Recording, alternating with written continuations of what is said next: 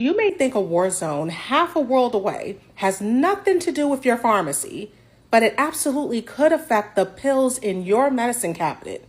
When people hear about the Strait of Hormuz, they think gas prices. But from a healthcare perspective, this could turn into a prescription drug problem in the United States. Generic drugs make up more than 90% of prescriptions filled in the country, and nearly half of those generics come from India. India relies heavily on the Strait of Hormuz, not just for oil, but for the petroleum-based materials and shipping routes used to manufacture and transport medications. So this is not just about fuel.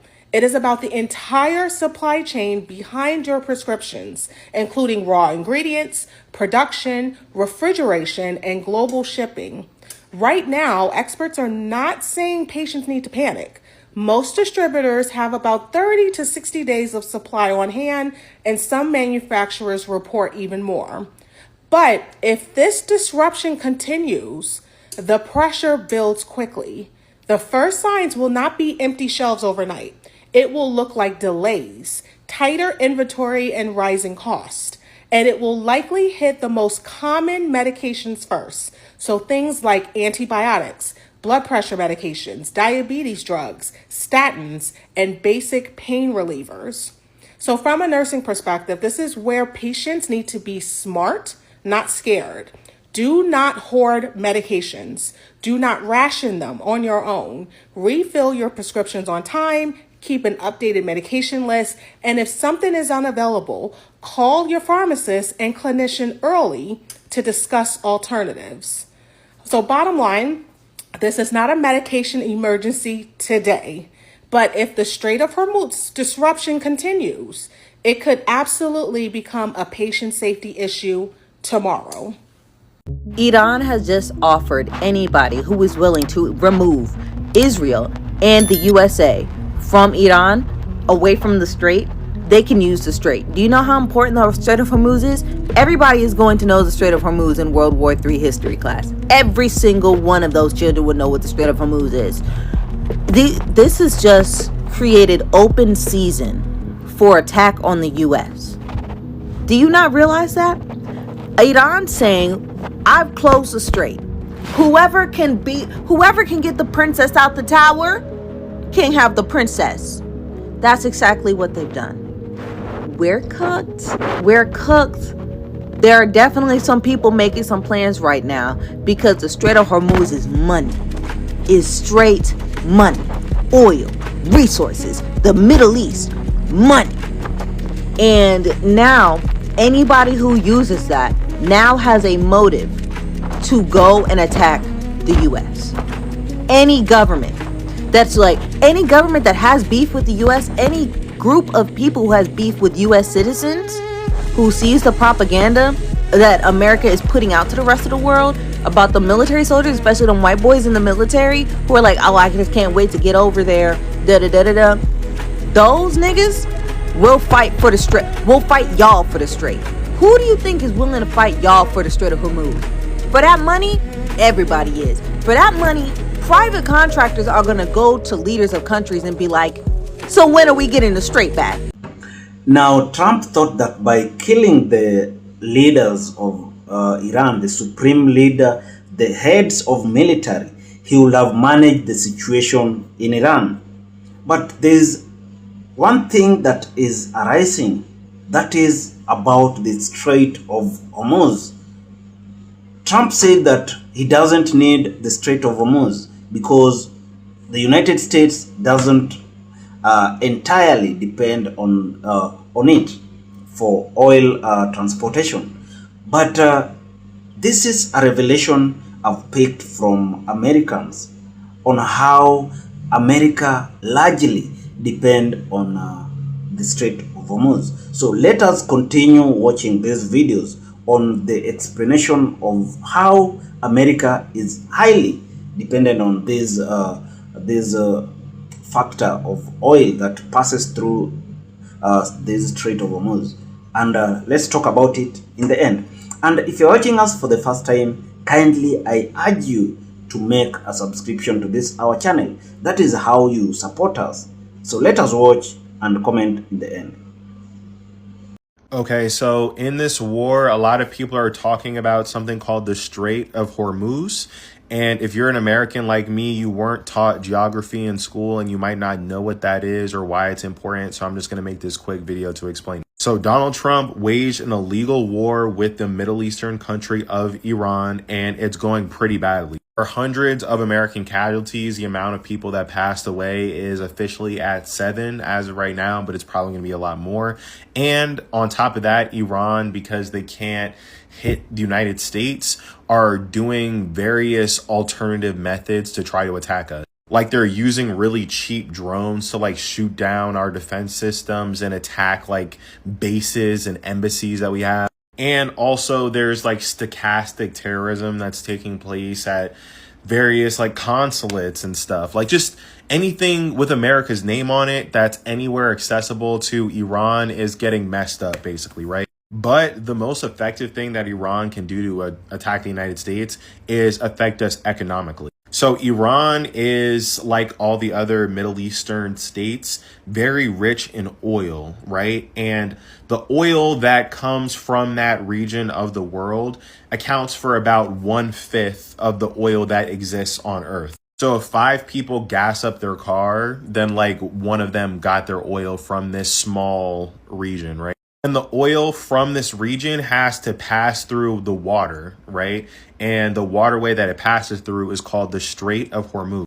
20% of Earth's oil, and you know, you need oil for like cars, jets, you know, agriculture, everything. Everything runs on energy. That's literal energy. 20% of the energy that Iran controls because it's in its backyard. And because Iran can't hit America or hit any of America's leaders, most likely, they are going to just close the Strait of Hormuz.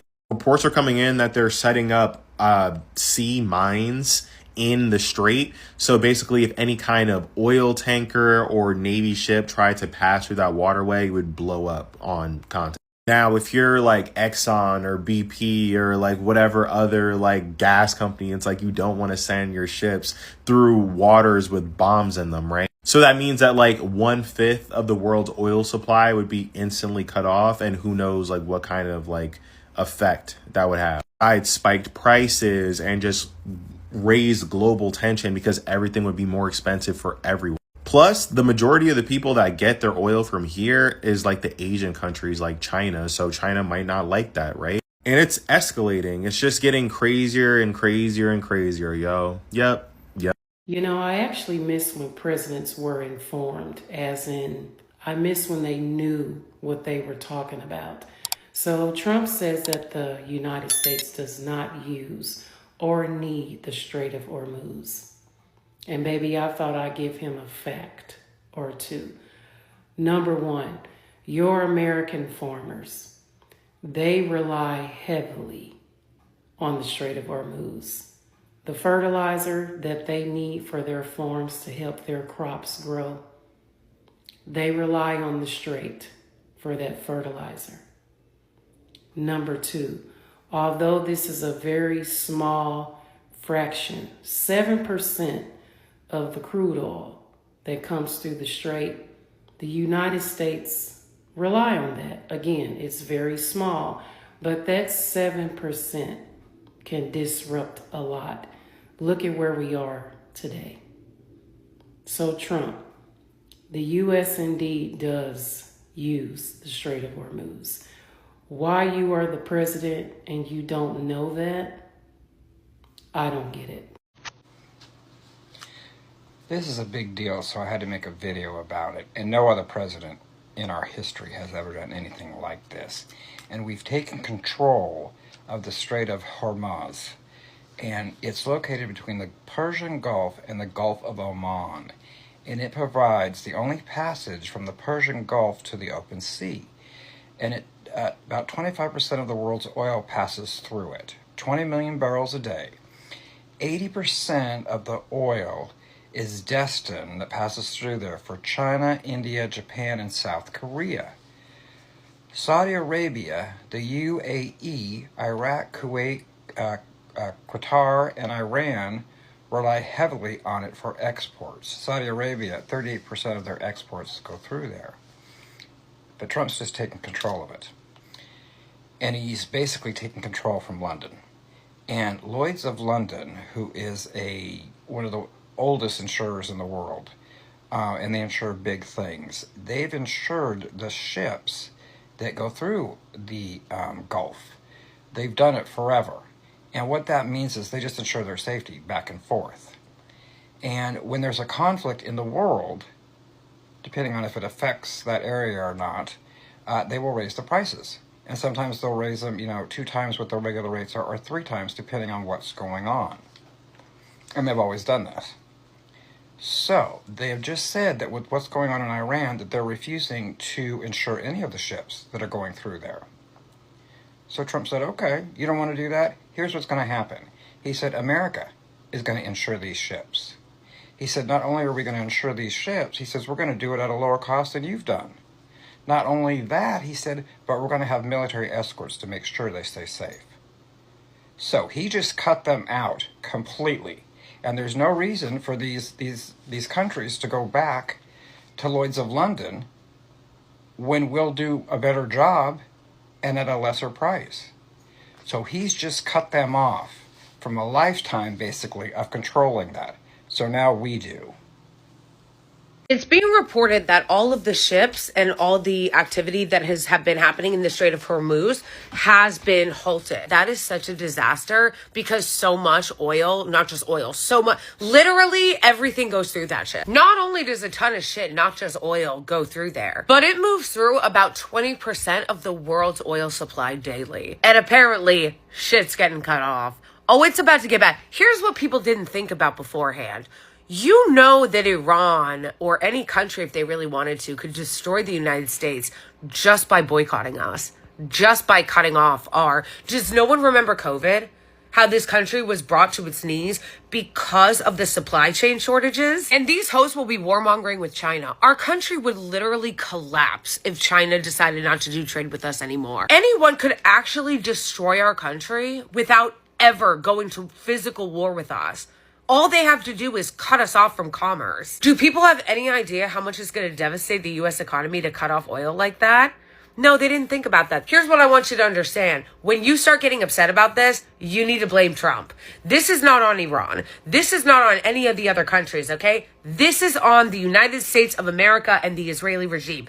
Trump decided to start this Operation Epstein Fury War, a joint war with the Israeli regime of aggression on Iran. This is an illegal offensive war against Iran, and they have a legal right to defend themselves. And bitch, I'm scared. I'm not gonna lie. As a New Yorker, I'm scared. But just know, if anything happens to me, I blame the U.S. government and Israel. He was the one that wanted to play stupid games, and now we're winning stupid prizes. It's that our country and the Trump administration is so belligerent, and we are so used to abusing other countries, like, choking off Cuba right now, that we're not used to other countries being like, oh, well, you want to fuck around? We can play fuck around and find out too. That's what's happening right now. So when you start getting devastated by this, understand who this is the fault of. The Strait of Hormuz moves about a fifth of the world's oil. Right now, it's completely compromised, and that's not a forecast, that's done. UK gas prices have moved 70% in a month. Fuel is following. This isn't some simple market wobble, it's a structural supply shock. And the last time we saw one this clean was 1973. In 1973, we weren't ready either, and here's what this really means on the ground. Logistics costs go up, which means food costs go up. Heating bills spike, going into a period when people are still recovering from the last spike. And small businesses running on thin margins start making decisions about whether they can stay open.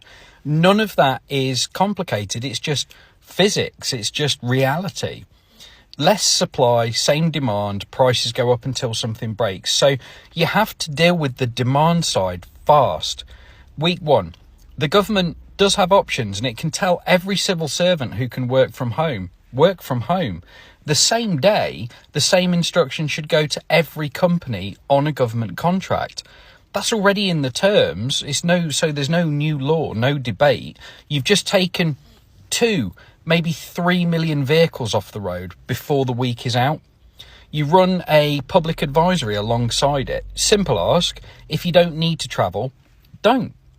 Week 2, you freeze the energy price cap for a further 90 days. That buys time, stops some panic. You expand that demand flexibility scheme. Most people haven't heard of it, but it does exist. It works, and it pays households and businesses to cut consumption at peak. You publish the numbers daily. What demand is doing, what prices are doing, what the reserves look like. People can handle difficult information. What they can't handle is being kept in the dark and then surprised. Week 3, large employers, 500 staff and above, they get statutory guidance. Any role that can be done remotely is done remotely. Commercial buildings cap their heating at 19 degrees. Logistics, they get 7 days notice that a fuel priority system is coming so that they can prepare and keep everything moving. Supermarkets get the regulatory green light to expand delivery capacity fast. Week 4, existing legal powers. And they do exist. The Energy Act has been on the statute book since 1976. So use them to harden what guidance measures turn into requirements. That's fuel priority, activated logistics, emergency services, agriculture, light touch enforcement. By this point, most people are already complying because they understand what's happening. Week 5, non-essential workplace journeys stop.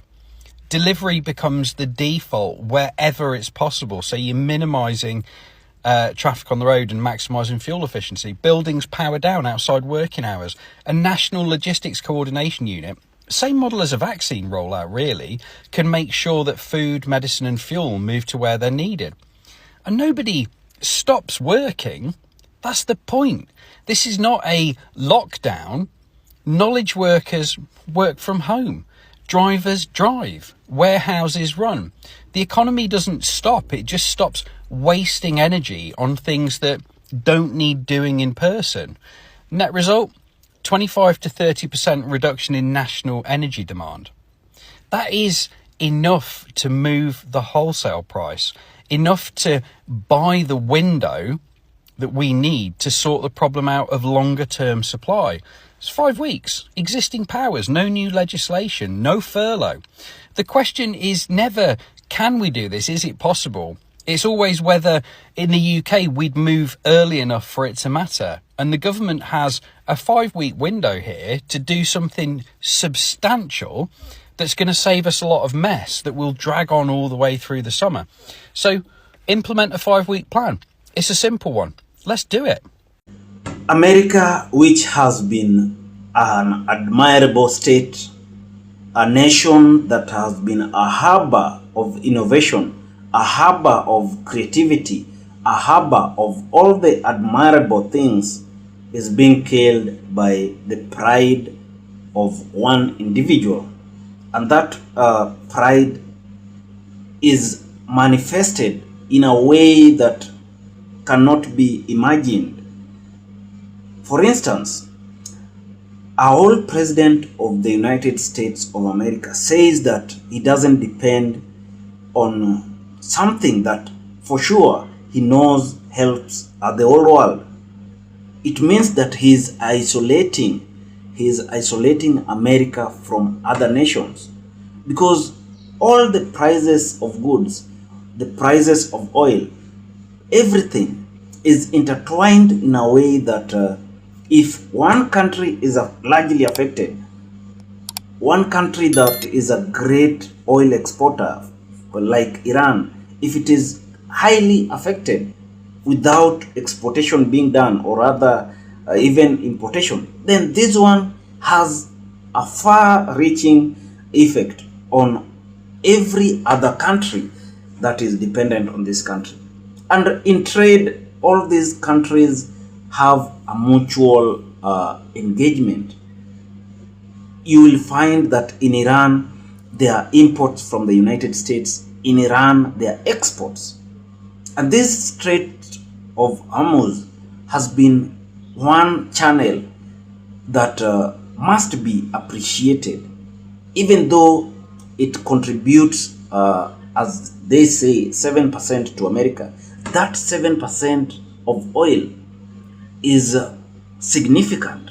You can't say that it is insignificant, because if it is cut, just look at how it's gonna affect the United States. That means that oil will be deficient by 7%. Where will United States get the cover or fill this gap?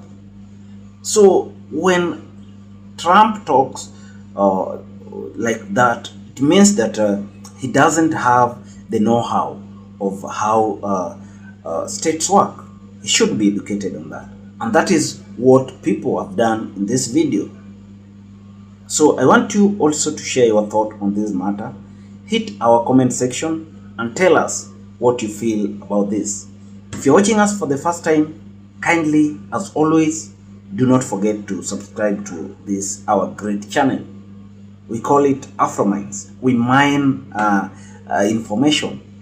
information that is of interest to this great world. Thank you, and let's meet when we bring another video. May God bless you.